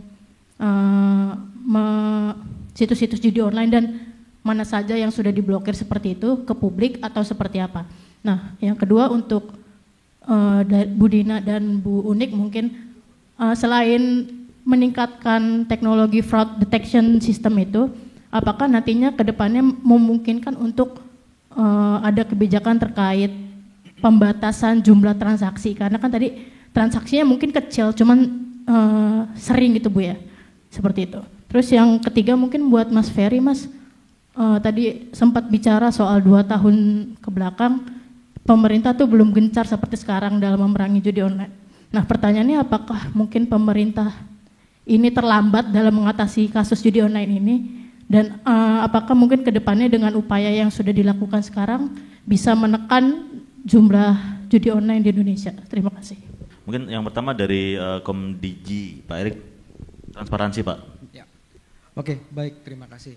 Terkait dengan transparansi pemblokiran situs, sebetulnya Komdigi dari dulu, sebetulnya dari ketika masih bernama Kominfo, Civera juga mungkin juga paham, kita ada namanya Trust Positif. trustpositif.kominfo.go.id yang saat ini mungkin akan berganti menjadi komdigi.go.id, di mana semua database situs yang diblokir oleh pemerintah dapat diakses secara publik, publik dapat mengecek gitu istilahnya, apakah domain ini diblokir atau tidak. Nah, ketika memang disampaikan apakah pemerintah perlu memberikan data secara publik mana yang kami blokir, sebetulnya bisa, hanya saja biasa orang kita itu kan kalau dilarang makin penasaran ya. Kalau kita tidak memasking alamatnya, biasanya mereka justru akan mencoba dengan mengakses dengan menggunakan VPN, dan ini yang menjadi PR saat ini adalah situs judi online itu tidak menggunakan situs biasa, tapi justru mereka itu nebeng dari situs-situs yang resmi. Pemerintah juga ada, akademisi ada, pendidikan ada, jadi tidak heran banyak sekali situs-situs yang disusupi judi online. Jadi mereka melihat kelemahan dari sebuah situs, baik itu pemerintah, instansi, pendidikan, dan lain-lain termasuk private sector, mereka akan susupi scripting di sana untuk memasukkan situs judinya mereka. Dan yang lebih mengerikannya lagi, sebetulnya situs judi itu biasanya redirect 3 kali. Jadi kalau kita mengakses sebuah situs judi itu tidak langsung bisa dibuka, karena akan lempar lagi ke yang lain dan ke yang lain. Dan kalau memang kita mau serius, sebetulnya kami juga sedang mencoba untuk bagaimana mematikan game engine yang ada di dalam situs judi online. Maksud kami, kalau kita lihat situsnya itu kan ada jutaan, kalau kita memblokir tentunya nggak habis-habis gitu ya. Nah, di dalam situs judi online itu kan ada permainan-permainan ya tadi ya, slot, ya kasino, poker, domino, dan lain-lain, yang sebetulnya ketika kita klik itu akan lempar ke game engine sebuah situs permainan. Let's say mungkin beberapa developer yang paling terkenal kayak Pragmatic misalnya salah satunya. Nah kalau kita bisa memblokir IP address-nya Pragmatic, maka game yang ada di jutaan situs itu tidak bisa dimainkan.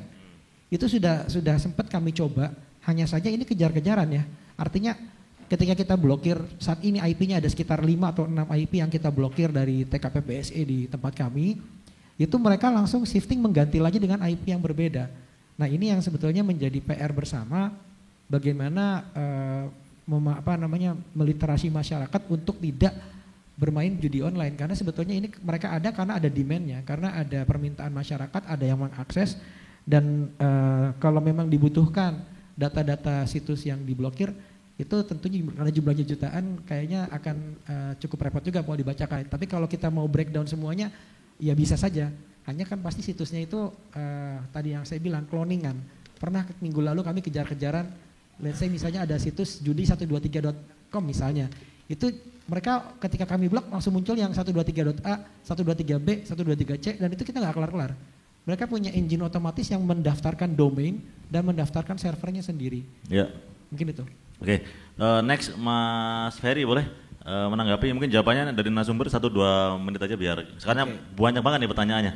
Jadi kita pengen mengakomodir semuanya. Monggo Mas Ferry. Baik, tadi kan pertanyaannya 2 tahun lalu kenapa tidak seperti sekarang? Ya mungkin lebih pas ditanyakan sama unit pemerintahan yang mencegah dan menindak ya. Kenapa saya juga tidak mau berspekulasi, ada banyak alasan mungkin.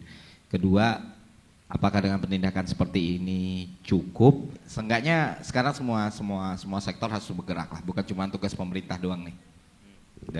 Bukan cuma tugas pemerintah doang, karena ini akan berdampak pada semua bisnis, semua bentuk, semua sendi-sendi kehidupan kita kalau tidak ditanggulangi dengan baik. Oke, nanti langsung kalau ada yang kurang beres Pak Erik langsung ditelepon sama Ferry Pak. Ya.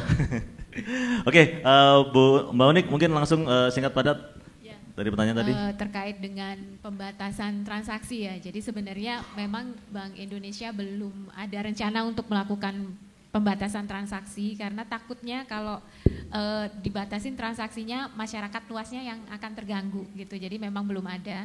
Cuman memang untuk akun-akun yang memang terindikasi entah fraud, entah judi online itu bisa untuk diblokir gitu. Jadi lebih spesifik diblokir untuk yang terindikasi. Tapi kalau pembatasan transaksi secara umum sih kita belum karena takutnya malah mengganggu ekonomi secara luas gitu itu.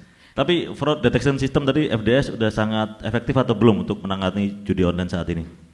Kalau parameternya sudah diset sesuai dengan parameter yang tadi gitu ya, dan tingkat kecanggihan juga ya, tingkat kecanggihan terus analisa ini sudah cukup efektif gitu ya. Cuman memang butuh seperti yang disampaikan Bu Dina, teknologinya, parameternya, dan tindak lanjutnya gitu. Jadi harus ada analisa juga dari pihak-pihak yang memonitor transaksi ini gitu. Jadi nggak hanya parameternya aja, tapi tindak lanjutnya juga penting gitu. Oke, siap.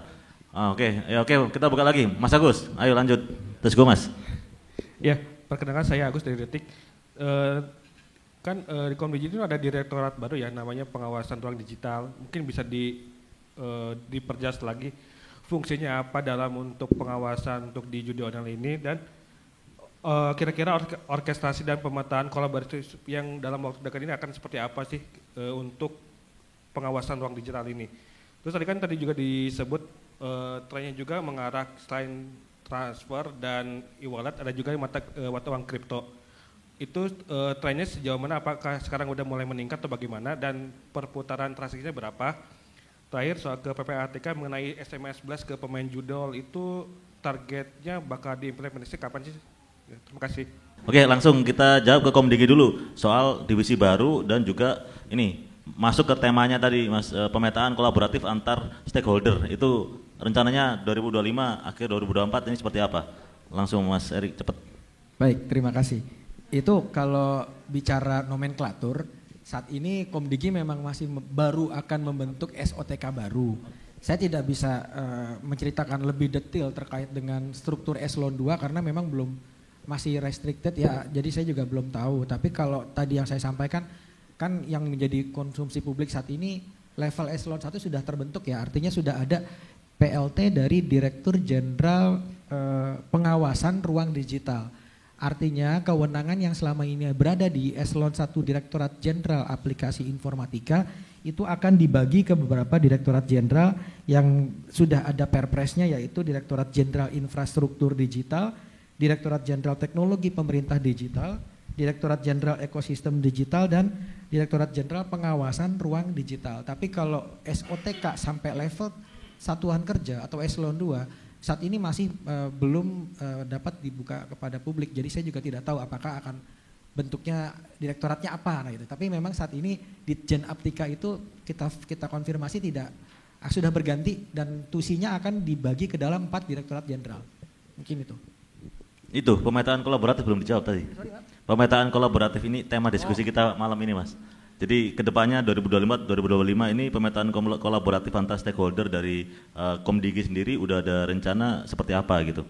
Oke, baik, terima kasih. Itu menarik karena pada waktu kami baru menjabat saja, kami sudah mendeklarasikan dengan Satgas Judi Online yang dibentuk dari Kemenko Polkam saat ini, bukan Polhukam lagi. Dan dari situ kami memang memiliki tugas untuk untuk bagian satuan harian, Ketua Harian Pencegahan Judi Online ada Direktorat Jenderal Informasi Komunikasi Publik saat ini, dan untuk yang bagian penanganan konten ataupun bagian pengendalian itu ada di Direktorat Jenderal Aptika. Dan ke depan kolaborasi tentunya diperlukan karena Komdigi tidak bisa bekerja sendiri. Tentunya tadi yang saya sampaikan, kami tugasnya mungkin memblokir atau men-take down konten, tapi selama masih ada masyarakat yang mendepo dan belum rekeningnya juga belum diblokir, termasuk penanganan bagaimana mematikan situs judi online yang saat ini menjamur, itu menjadi PR bersama. Tentunya kami akan mengedepankan bagaimana mekanisme yang penanganan konten negatif di kedepannya. Gitu. Ada kalimat gak 2025 Komdigi akan titik-titik dengan para stakeholder gitu, ada kayak gitu? 2025 Komdigi tentunya akan mengedepankan kolaboratif dan kerjasama dengan stakeholder siapapun termasuk APH. Hal itu dibuktikan, direalisasikan lah dengan penunjukan petinggi Polri untuk menjadi PLT dari Direktorat Jenderal Pengawasan Ruang Digital. Artinya kami benar-benar akan menanggapi serius terkait dengan judi online ini, karena selama ini kami kan sipil ya, tentunya dengan adanya APH di sisi kami diharapkan penegakan atau pengawasan ruang digital ini akan menjadi lebih kuat. Mungkin itu. Makasih. Terima kasih Pak Erik, luar biasa. APH, aparat penegak hukum ya, benar ya? Oke, langsung ke Mas Danang. Kripto, tren transaksi, perputaran transaksi berapa, tren meningkatnya berapa persen, gimana? Pokoknya itu ceritain semua. Terus yang kedua tadi saya nggak paham pertanyaannya, SMS apa? Langsung jawab aja lah. Ya. Kalau kripto memang ada nggak? Ya ada. Artinya tapi masih relatif kecil lah. Oh kecil. Untuk Jadi deposit. Bukan jadi tren baru ya? Untuk deposit ya. Karena masih lebih mudah di sini, lebih simpel, lebih cepat, lebih ini kan, dan lebih murah. Lalu kalau di level layer ketiga, keempat sebelum ke bandar, ke luar negeri, itu kripto ada, dan itu lumayan besar, udah triliunan di situ. Blokirnya gimana gitu kan sulit. Lalu pertanyaan kedua saya juga nggak ngerti tadi Mas. Ya, Mas Agus, ayo Mas diulang cepat Mas tanyanya. Kapan bakal di SMS blast-nya dikirimin, apakah di tahun ini atau bagaimana? Oke, SMS blast-nya kapan dikirimin tuh? Takut terdapat notifikasi tiba-tiba masuk atau gimana ya? Karena wartawan juga banyak gitu kan. Merasa nih pemainnya. Ya, kami sudah bikin surat ke Bu Menteri, artinya untuk meminta dipertemukan dengan operator, nanti kami sampaikan nih nomor-nomor pemain dengan notifikasi blast seperti ini. Ya, mungkin nanti kami menunggu undangan dari Komdigi lah. Apa Komdigi mau nambahin? Ya oke, itu memang sudah jadi concern kami, hanya saja kami sedang comply dengan aturan juga, karena kalau Komdigi memiliki kewenangan tersebut jadinya khawatirkan melanggar undang-undang pelindungan data pribadi juga. Dan ini sebenarnya juga memang kami sedang telaah bagaimana memberi shock terapi bagi para pengguna smartphone atau pengguna nomor telepon lah yang terindikasi menggunakan nomornya untuk perjudian online. Terima kasih. Ya, daripada dipidana Mas. Mereka itu kan pidana itu sebenarnya. Betul. Daripada dipidana mending ya udah kamu kasih SMS supaya kamu berhenti. Oke. Setuju. Jadi tinggal kolaborasi aja antara PPTK dengan sama Komdigi ya. Civera izin ini udah ada hasilnya nih, satu nih. Langsung di itu kan. Oke, lanjut next question. Sorry Pak, selamat malam semuanya Bapak Ibu, saya Lona dari investortrust.id. Mau nanya Pak Erik, Pak saya juga kaget Pak, judi online mulai dari 500 Pak ya. Itu baru tahu saya Pak akhirnya. Itu sudah banyak belum sih Pak yang pakai nominal kayak gitu kan, apalagi kan sekarang kan 500.000 anak kecanduan tuh Pak ya, judul Pak. sama ini Pak, ada nggak Pak tindakan regulator Pak dalam hal ini kan Komdigi Pak, jika para pelaku judul menggunakan ruang digital publik seperti Google ataupun Facebook untuk beriklan judul, kalau misalnya ada, apakah bisa dilacak dan dikenakan sanksi hukum Pak? Terus mau tanya juga ke PPATK Pak. Pak, kemarin kan sempat Pak Arman Hartono BCA ngomong baru pecat 2 orang karyawan yang ketahuan judul Pak. Itu kan diperbankan ya, kalau misalnya ada nggak sih Pak terobosan untuk misalnya dari PPATK itu lapor ke perusahaan, misalnya ke HRD-nya gitu nih. Si ini karyawan ini melakukan transaksi judul gitu kan. Jadi itu kan lebih ke behave-nya sebenarnya ya, jadi kan malu gitu Pak. Ada nggak sih Pak terobosan kolaborasi seperti itu? Terima kasih Pak. Berat-berat ya pertanyaan ini. Oke, mungkin Pak Erik dulu.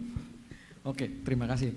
Tadi disampaikan, tadi saya kurang begitu nangkap, tapi saya sedikit menangkap bahwa kalau Komdigi, memang minggu lalu Ibu Menteri sendiri, Ibu Mutia Hafid sudah membuka kerjasama dengan beberapa platform besar. Kami telah bersurat untuk memberikan keyword terkait dengan perjudian yang kita harapkan tidak hanya dari search engine-nya itu sendiri, tapi algoritmanya juga disesuaikan untuk tidak memunculkan keyword-keyword yang digunakan terkait dengan judi di Indonesia.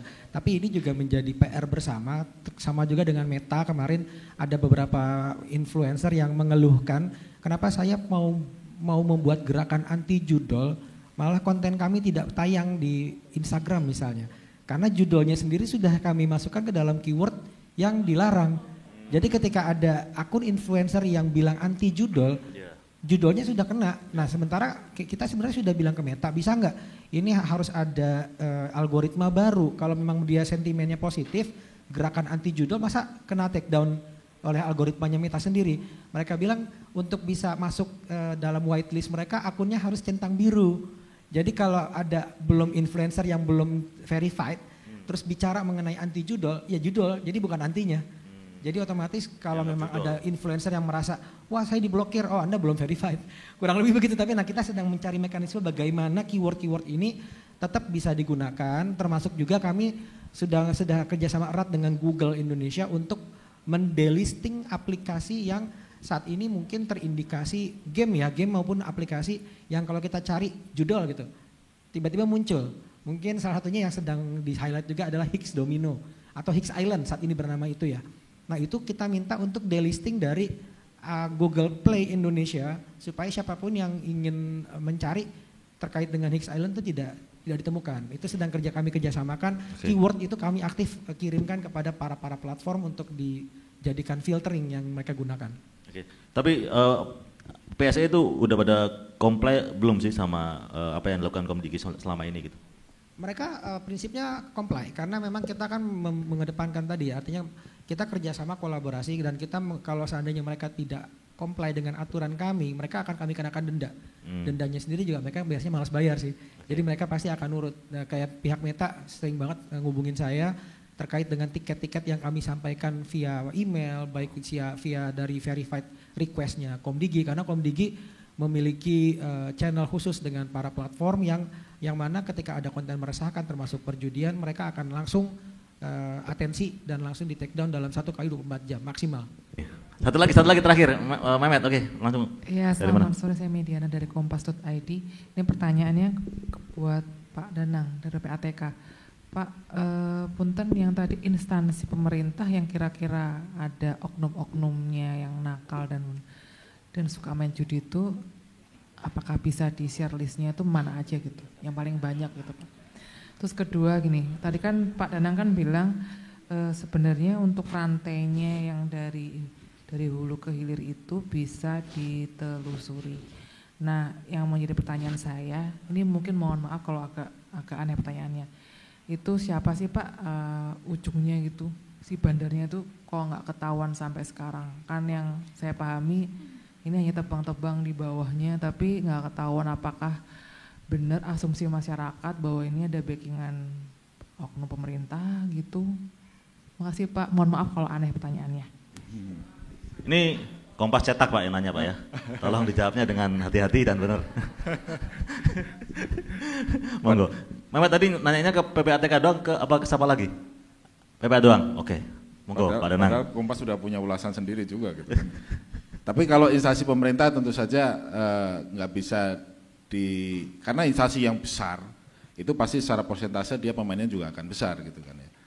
Instansi yang kecil pegawainya sedikit pasti juga persentasenya akan kecil. Jadi tidak apple to apple dan tidak fair kita membandingkan ini banyak sekali padahal memang pegawainya banyak gitu kan ya. Dan yang bisa sampaikan bahwa merata. Instansi pusat, instansi daerah ada semua gitu. Merata. Tapi intinya bahwa pemerintah tidak ada yang bermain. Kalau pemerintah yang operator, ya nanti kan udah ada buktinya, memang ada yang melindungi itu gitu ya. Dan bagaimana ini sebenarnya aliran dananya gitu. Apakah tahu gitu ya. Kami aliran dana di level bawah itu dengan mudah akan terdeteksi. Tapi di sini malah rekening jual beli. Tapi begitu masuk layar berikutnya itu udah campur aduk. Campur aduk dalam arti udah bukan hanya dari judi online.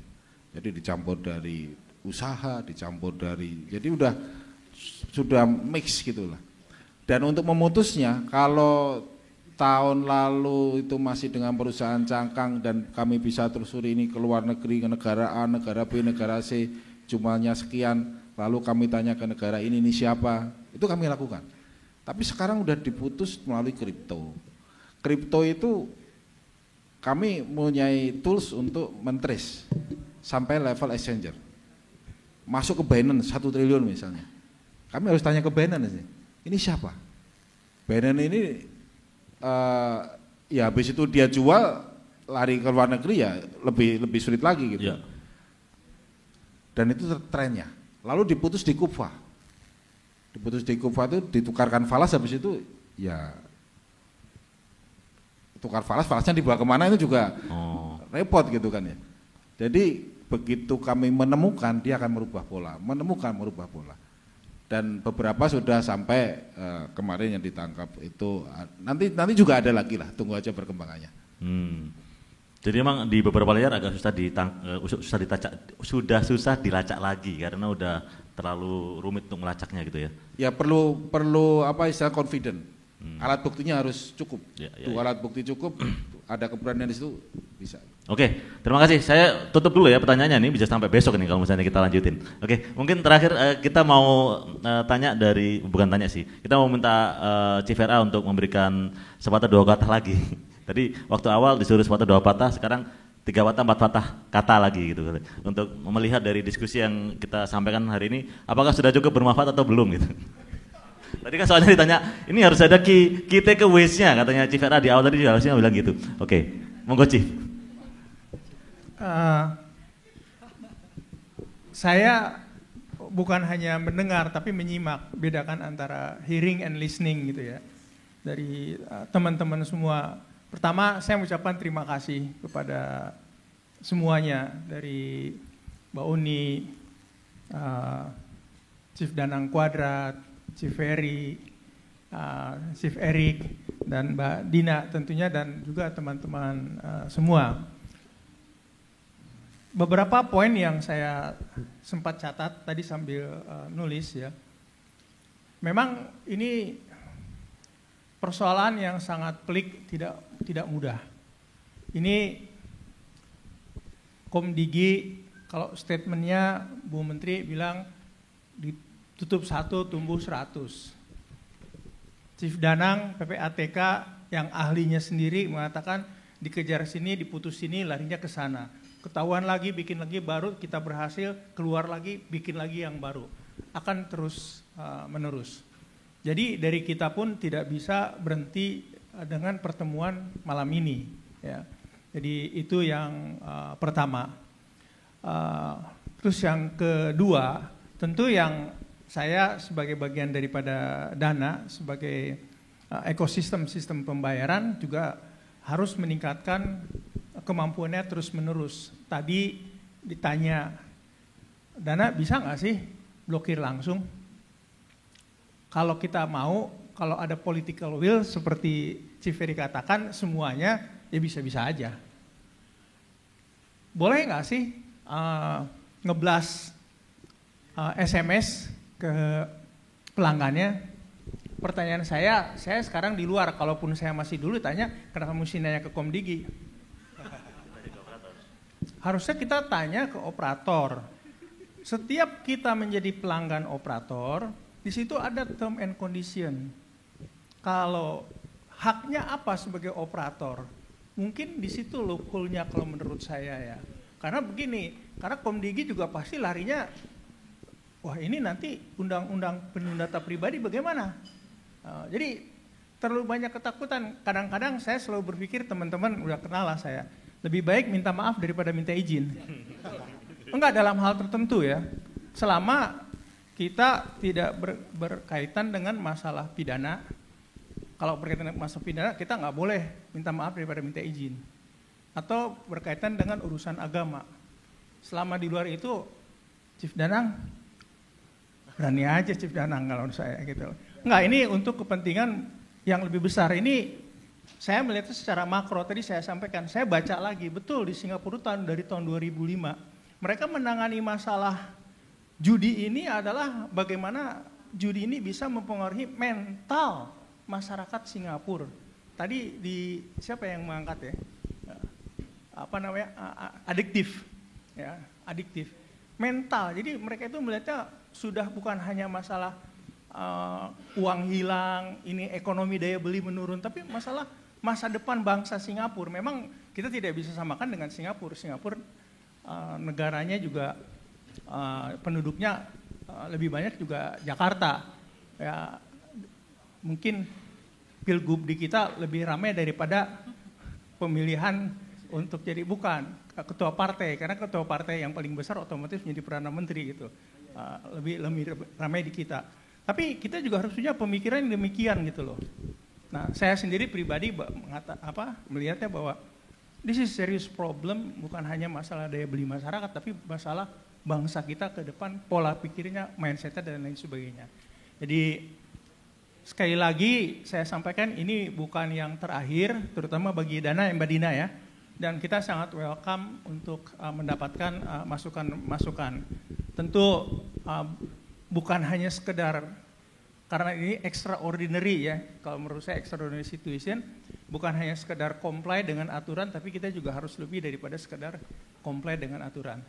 Sekali lagi saya ucapkan terima kasih kepada semuanya, kepada khususnya Chief Danang Moderator ya, yang membawa acara ini menjadi sangat menarik dan pastinya banyak dengan pertanyaan-pertanyaan dari teman-teman. Dan kira-kira kita udah tahu lah besok muncul di Detikcom apa, atau mungkin malam ini Mas Agus sudah mulai nulis. Karena nanyanya angkat terus tadi Mas Danang. Yang keluar kurang lebih kayak begitu. Mediana juga mungkin begitu, tapi mungkin Sabtu enggak ya media? Enggak, nanti baru Minggu Senin keluar apa. Kita udah tahu lah kira-kira TST gitu semua ya. Itu aja dari saya. Sekali lagi saya ucapkan terima kasih untuk Indonesia yang lebih baik lagi.